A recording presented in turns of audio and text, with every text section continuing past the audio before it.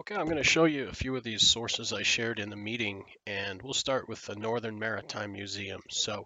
That was the one with all the ship records, and we'll just jump right over to the website. It will look something like this when you log in. There is an English and a Dutch version of the page. Mine defaults to the English, but you can switch to Dutch over here by clicking on the flag. Um, but let's go back to the English page in case you land there. So if you click on the collection and research here, it's going to take you to a dead link. You can't search in English, so you do need to switch it over to the Dutch version. So if you click on the little flag here, then um, if you come down here on the menu on the left, you'll see collection and research here in Dutch, and click je in onderzoek. And I apologize for my Dutch. And then when you get here, click on onderzoek, which is research, and it will take you to this page. And you'll want to take the first link up here at the top and click on that. So if you click here, it will bring you to the search page. And here you can search three ways. You can search by family name or surname. You can search by the name of the ship, or you can search by the place where they lived, the hometown, I guess this is. So we'll start with family name and just click on that.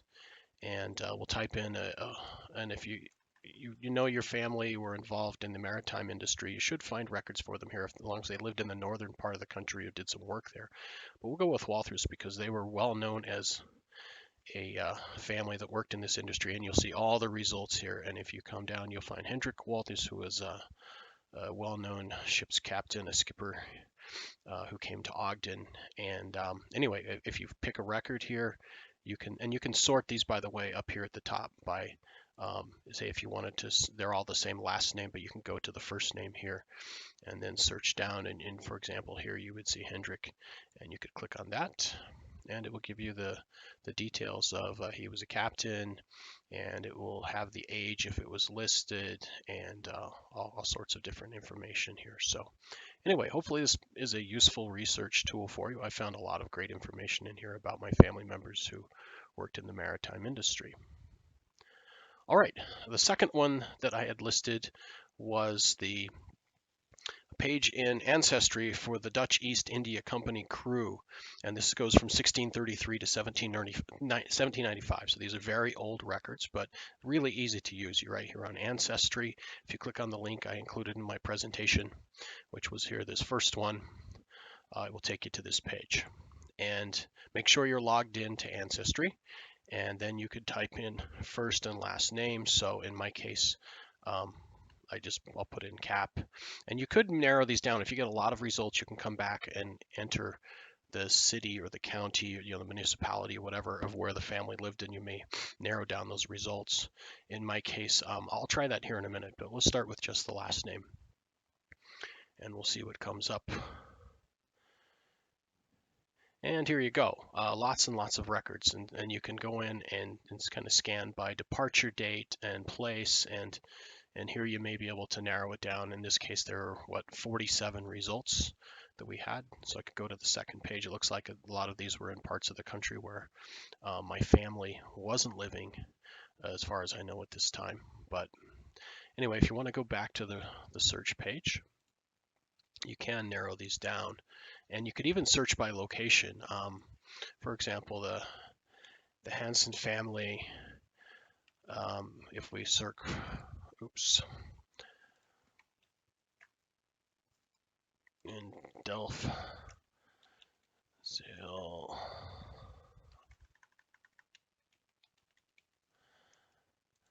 let's see what comes up for that family in that location.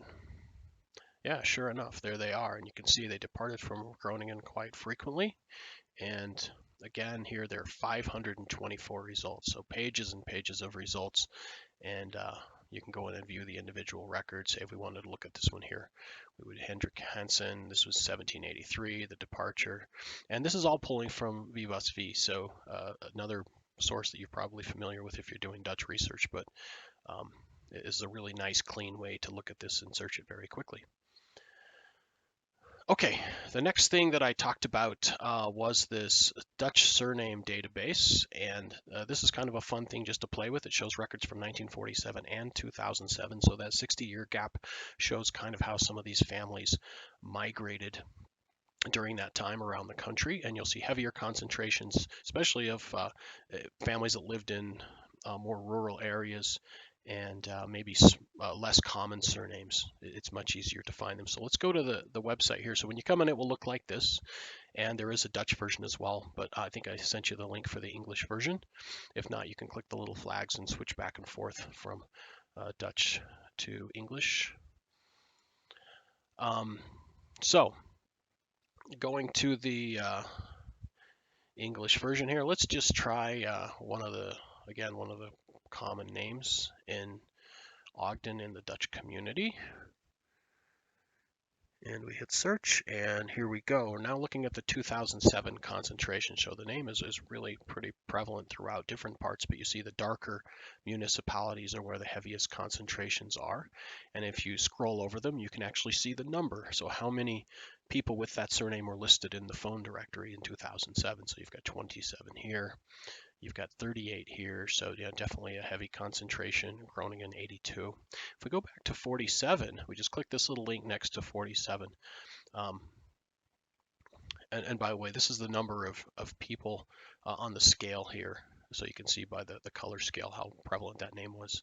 So if we click on that, now we see back in 1947, most of them were up here. And of course, the breakdown, this is now by province, and so it's not quite as granular as it was in the later, but you see a good breakdown of the distribution of the name. So let's try another one here. And by the way, it does have also other names that are related to this. So some of these names have changed or been spelled differently or evolved, and you can see some of that listed there as well.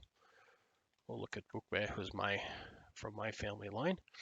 And in 2007, again, it's still a very uncommon name, mostly up here in the north, with just a handful of others throughout the country, with the heaviest concentration right there in Groningen of 13. If we click on 1947, you'll see it was almost all there up in the north in Groningen province. There were 29 families, and in the whole rest of the country, there were fewer than that. So 46 in the total country, and 29 of them in Groningen. So really nice breakdown of different names. So have some fun with that. Search your family names and see what comes up. And by the way, you may want to check some of those spelling variations that you see. Sometimes you'll see them listed a little bit differently. All right, the last thing that I had shared in the presentation was a page with old Dutch maps, and these go back 200 years. And really a cool place to go look at old records and kind of see where your family lived, and how they're quite detailed, how the towns were even laid out back then. So we can start over here. Click on the left. You just have a scale here of all the years from 1815 up to 2021, and so this will take us to 1818, and you'll see which year you're in right here in the upper left, and then you've got these arrows, and you can just toggle year by year. But if you want to scroll in, you just use your mouse and you can click in and get closer and closer and see an awful lot of detail from these maps. So they're beautiful maps, and they're very high resolution images. So fun place to see kind of where they live, to take extracts of this, take screenshots, and you can see a lot of the old town names back in the early 1800s even.